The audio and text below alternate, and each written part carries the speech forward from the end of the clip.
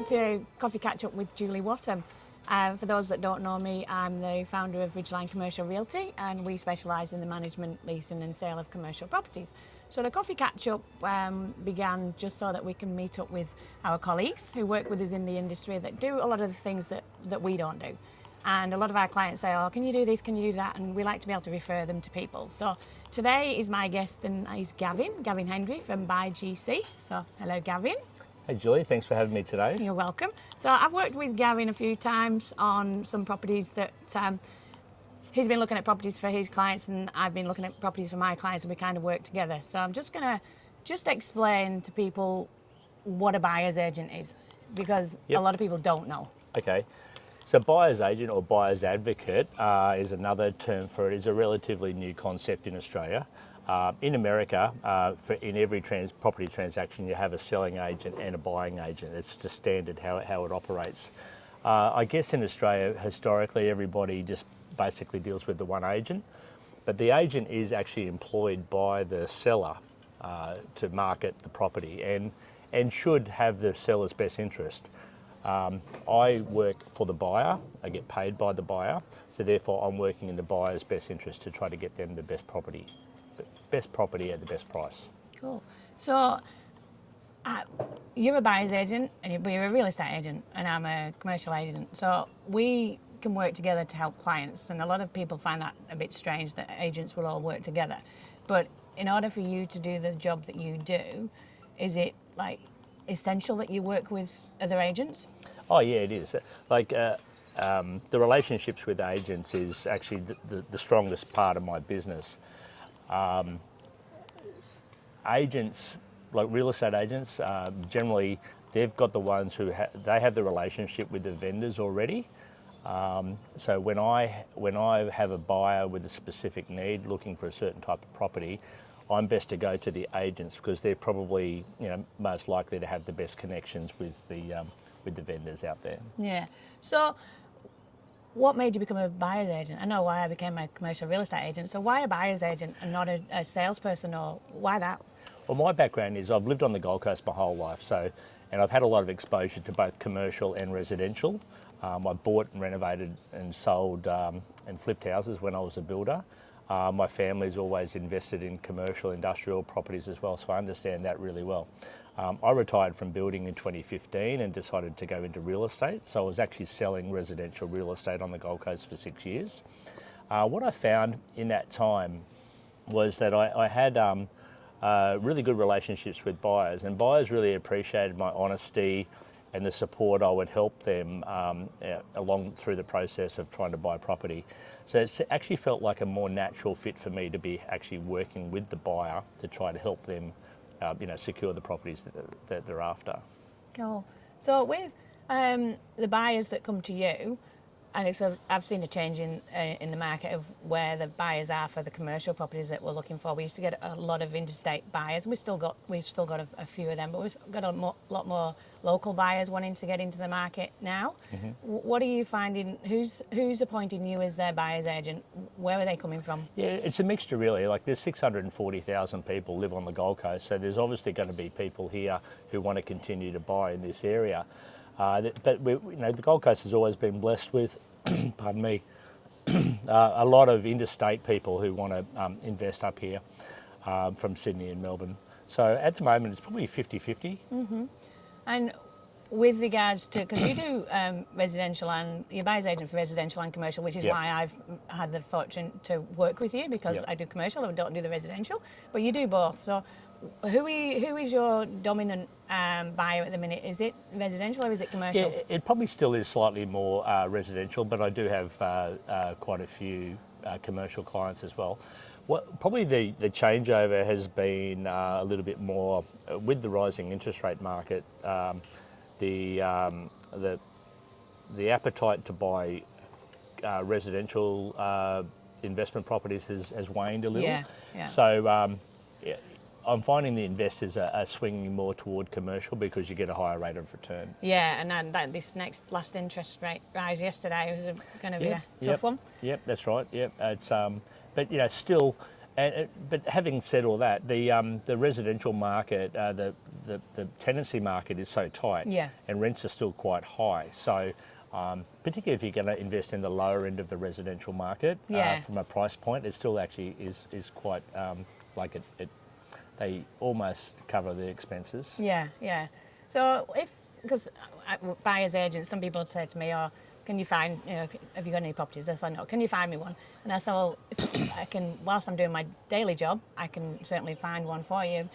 How much time does it take you to find a particular property? Just give us an example of one you just recently done. How long did that take you? Yeah, the first step is to understand the brief from the client, exactly what they're looking for. So if it's a house that they want to live in, I want to know how many bedrooms, what suburb, what kind of, like what proximity to schools, sporting facilities, things like that. So I need to sort of understand their hobbies and stuff like that.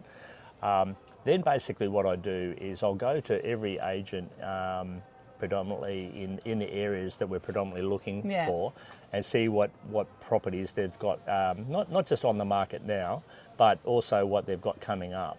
And quite often it's that off-market Yeah, stuff, that's which huge. Yeah, which is because if you're looking online, you're probably only seeing roughly 50%. And you've got to remember, everything you see online a few months ago, when it wasn't online, an agent knew that property was coming to market. So if we can get to those properties early, we can normally get them at better prices. Yeah. To put a timeline on it, I generally find that I can secure the right property for somebody generally within a couple of months. Yeah, yeah. And that's one of the things I say to our clients and to people who come to me and ask me to find them a property. Whereas our daily tasks and work is managing properties and leasing properties, and also helping our owners get them ready for the sale of the property.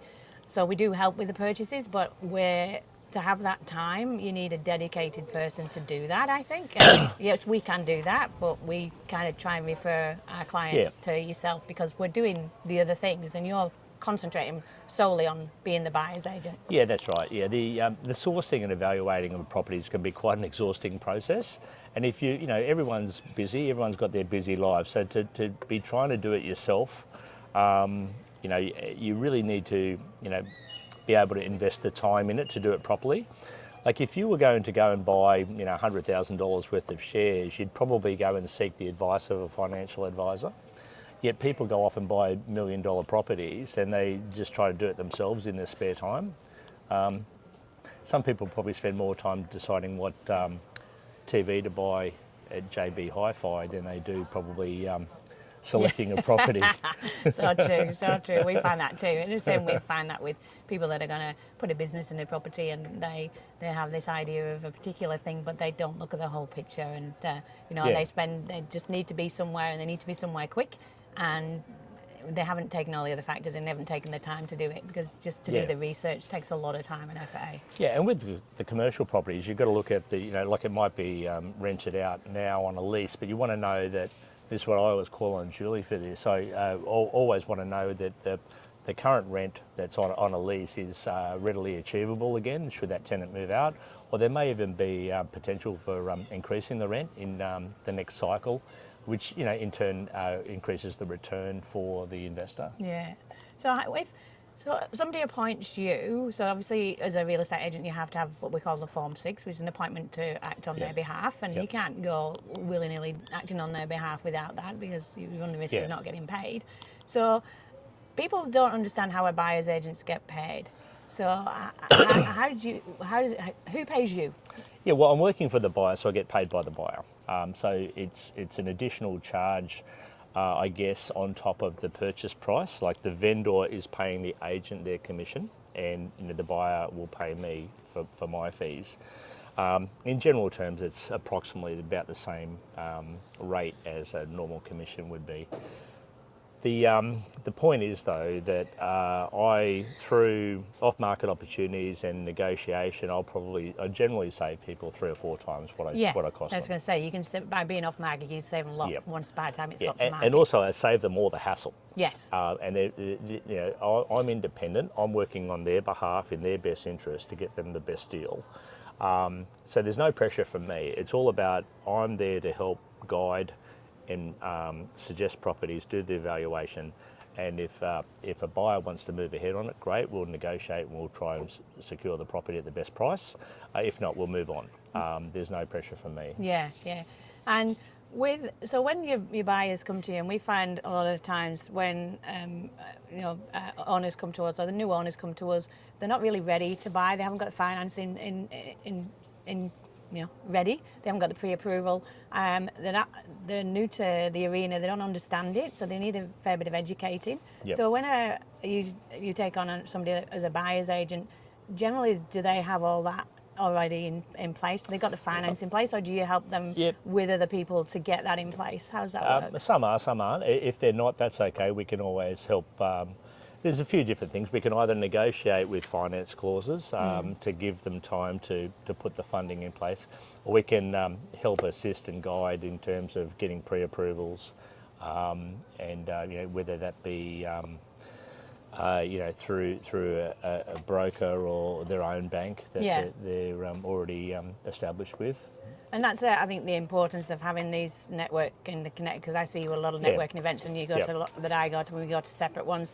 Is important to have this whole network, which is why these coffee catch-ups were actually thought of. Is that we've got the network of people that if a new client or somebody looking into the industry wants to buy something on the Gold Coast or further afield, needs that expertise, they can tap into it. They can just contact those people through ourselves, working together. Yep. And as you know, Julie, like to buy a property, you need a solicitor to act for you doing the conveyancing, and they obviously have to be Queensland registered, so we can make recommendations for lawyers. Whether you need a building and pest report done and things like that, we've got people we can recommend. Yeah. Right through to if you want to get renovations done to a property or improvements, we can always make recommendations. Being a builder for so many years, I've got a lot of connections on the Gold Coast in terms of trades and stuff. So I was reading an article that was done on a sight unseen. So a lot of who's looking at the property on the Gold Coast, and there's still a lot of sight unseen being done. A lot of video walkthroughs and people not having seen the property. When you purchase a property for interstate, you generally purchasing it based on what you've shown them, rather than actually having come in and seen that. So they basically say sight unseen, just with a video. Yeah, we do have buyers who are happy to just buy on the evidence and the recommendation of ourselves for being through it. Being a registered builder, obviously, I see things that a lot of people don't see. Yeah. And can investigate those things. I still recommend getting a building and pest report done. Absolutely. But then deciphering the report is another thing too. A lot of generally real estate agents don't really know how to read a building and pest report. Yeah.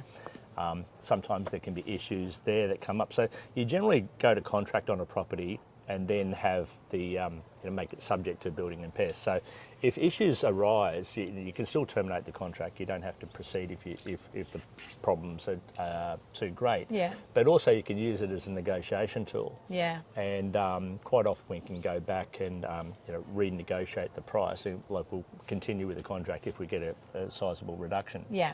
And I'll be able to quantify exactly approximately how much it'll be to rectify things. Yeah. And quite often we can, get a greater reduction than the actual cost would be. Yeah, yeah. And I know when we've been through a couple of properties together, which is good, and I've been doing this for 22 years, and my dad's a builder, and kind of brought up in that environment. Yep. And you go in and you know what's not right, and it was good that you had another look at things as well, and we could say, oh, is this approved, and if it's not approved, or what could we do with it, and how could we do it, and how did, so it works well, having that experience behind you in the building industry and also in the real estate industry that a lot of other people don't have. And from my point of view, if I'm going through a property with somebody, it's good that we have that other set of eyes as well, because I know what I'm looking for, but I'm not a builder, but we have builders come through, and it's good to go through with you. And you've got to remember the real estate agent who's selling the property, he's only got one objective, and that's to sell you that property. And most real estate agents aren't licensed builders, and that's why it's good to have someone actually on your side who can look at all those things.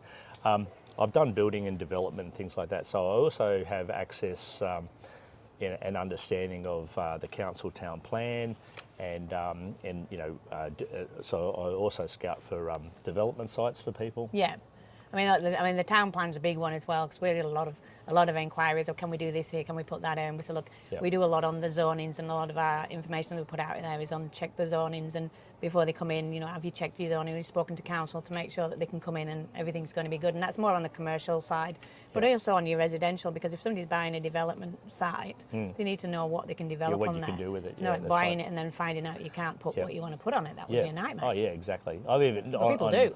On a smaller scale, I've even had clients that want to buy a property and they want to do short-term accommodation, like put their property on Airbnb, and there's only certain, like the low-density domain, for example, you can't do Airbnb and you won't get it approved. Yeah.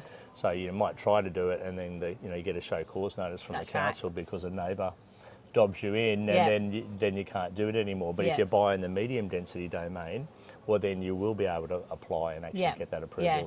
And this is where the expertise of all the years of expertise of building, but the real estate. And it's not about us as real estate agents, it's about the client, and it's about doing the right thing. Yep. And we've got to be mindful of that all the time, that we're looking for. And if the deal doesn't go ahead, it doesn't go ahead. If it's not the right deal for the client, it shouldn't go ahead. No, that's right, yeah. And clients sometimes get a little bit upset that, no, I kind of really wanted that, but the facts and the figures don't stack up. Yeah, and you've got to be able to give them that information honestly. Well, you're wasting a lot of money if you get it wrong. To buy a property and pay stamp duty and then decide it's the wrong property and then have to resell it and pay a commission to sell it again. It's an expensive exercise. It is, it's huge. So you really got to get it right the first time. Yeah. Have you noticed, do you get any calls from overseas buyers to act on their behalf at the minute, or is it predominantly in the Australian market? Yeah, I haven't had, I've had a few Kiwis. And a lot of New Zealanders really do like the Gold Coast market. Yeah. And just another question is, just on the demographics of the age of the people that are purchasing for the investment properties, where's that demographic sitting for you? Age-wise, generally the investment properties are probably people in their late 30s to 60s. Yeah, and that's what I'm finding. Yeah. But I used to find that there was more like the 40s, 50s, and nowadays they're in the 30s. So a lot of either intergenerational wealth in the 30s, or they've just got some really good jobs, and they're not necessarily buying their own home. They're buying an investment property and renting, and then buying a home later. So I'm finding that with some of ours. Or it's interstate people. People might have good jobs in Sydney and Melbourne, but they want to buy a property up here. And sometimes they buy a property up here that that might be in the holiday letting pool, and they can come and stay in it. Yeah. Or just a straight out investment. Yeah. Interesting. So the market for you, is it getting you getting more inquiries? Is it leveling off with these interest rate rises? No, it hasn't slowed down at all. No. I think this market is that when you look at the national figures, and the government's trying to slow the economy down by continually raising interest rates, and I saw some figures the other day came out about new house applications is at the lowest it's been for a number of years, and which is going to put stress on the housing crisis, which is what's been fueling the increase in property. Yeah, that's right. But I think generally, if there's going to be a downturn, I think the Gold Coast is going to stand up well, because we constantly have migration from interstate. Generally 20 to 40,000 people a year come to southeast Queensland, and a lot of them settle on the Gold Coast. So, I think we're going to kind of do better than the market. The national figures. I think so. So with your area, so I'm an independent agent, and we go from wherever we need to go, basically, which is fun because you can literally go wherever you need to go. We've had properties in Toowoomba, the side of Brisbane. We've had down in Balcombe Hills in New South Wales, because I've got a New South Wales licence, so we could go anywhere. Where is basically your criteria? Where do you go? Well, we're called BuyGC because we're Gold Coast. Yeah. So the Gold Coast is our prominent market, but I've helped clients buy on the Sunshine Coast and in Brisbane before, in Byron Bay and northern New South Wales. We're licensed to go anywhere. Yeah. So if somebody's got a specific property that they've actually spotted, we can assist just helping you buy that one property at a lower fee, and just help you analyse that property properly and make sure give our recommendation. Or even if you just want to have a property and you want to help attending an auction, like we can go and do the bidding at the auction. Yeah. That's actually fun. Most people find auction a harrowing experience. We find it fun. Find it fun, that's right. Yeah, they're interesting, aren't they? They're very interesting, that's for sure. So you see a fair few more buyers agents around than I used to see, and quite a lot of them are young real estate agents doing very, very well. Do you work with other buyers agents as well? Yeah, I've got a guy, there's a few actually that I work with. There's one, he has a lot of Singaporean clients because he lived in Singapore. So, yeah, we work in together. Yeah. So he's going back and forward to Singapore, so he's asked me to assist with some of his clients. I generally find though that, because it's a pretty new concept, I generally get, when I'm talking to a client, it's generally either like they either want to go with me or they just want to do it themselves. Yeah. It hasn't really got to the saturation point where people start comparing buyers agents. And I'm actually looking forward to that day because 52 years on the Gold Coast, was a builder for 30 years. I've owned 35 properties. I was a real estate agent for 6 years. Yeah. So I'm actually like looking forward to the comparison because I don't think I could be any better credentialed. No, and I think that's why I connected with you. And I think the good thing is when I connected with you is it needs to be somebody that's in alignment with what I'm in, is doing the right thing by the client. And it's getting those people around you to work together. And for my clients, I'd have no problem with, and I refer my clients to you. And I don't have any, because I'm not afraid you're going to run off with my clients, because I want to do the best by my clients. If I do the best by my clients, then they're going to stay with me because we're doing the best we can possibly do. Yeah, I mean, referrals is the best form of an introduction, because somebody's backing you and saying that you're worthy of being utilised, and so your integrity and honesty is paramount, and it's all about looking after the client. Yeah. I don't need to put them in the first property that come along. I want to put them in the right property. The right property, that's right. So 3 or 5 years down the track, they're still very happy that they bought that property. Yeah. And they'll probably buy another one. Yep. Well, that's it. Yeah. Because if you put them in a dud, let's face it. Yeah. If you put them in something that's substandard, sooner or later they'll work that out. Yeah. Right. And then it's going to reflect on you. Yeah. And it's a referral business. If you do the right thing, people will recommend you, and your business will continue to grow. Yeah. Well, thank you. So we're actually sitting here by the lake at Robina Pavilions. Beautiful winter's day. It is. So the camera might be a little bit wobbly. I don't know whether I actually put the stop wobbling thing on it, whatever that's called, but so it might be a bit wobbly. But it was good to chat. So if somebody wanted to get in contact with you, Yep. BuyGC, Buyer Advocacy is the name of our business. You'll find us on Facebook or Instagram or Google us. But my phone number is 0411 888 381, based here in Mermaid Beach on the Gold Coast. But as we just spoke, we cover all of the Gold Coast and beyond. So yeah, I'd love to hear from you, and any free advice, I'm always happy to just take a phone call and give you my thoughts. We love free advice. We love free advice. Yeah. So my coach will kill me if I don't actually say who I am this time, because the last time I don't think I said who I was. So I'm Julie from Ridgeline Commercial Realty, and you can contact me on julie@ridgelinecommercialrealty.com.au. My telephone number is 0421 228 044. Always here to offer advice, free advice, and just to do the right thing. So I'll speak to you later. Thanks, Julie. There you go. Thanks, Gavin, for coming along. Coffee's not bad here. Yeah. You should come here. Cheers. It's really nice. Have a good day, everyone. Thank you. Bye.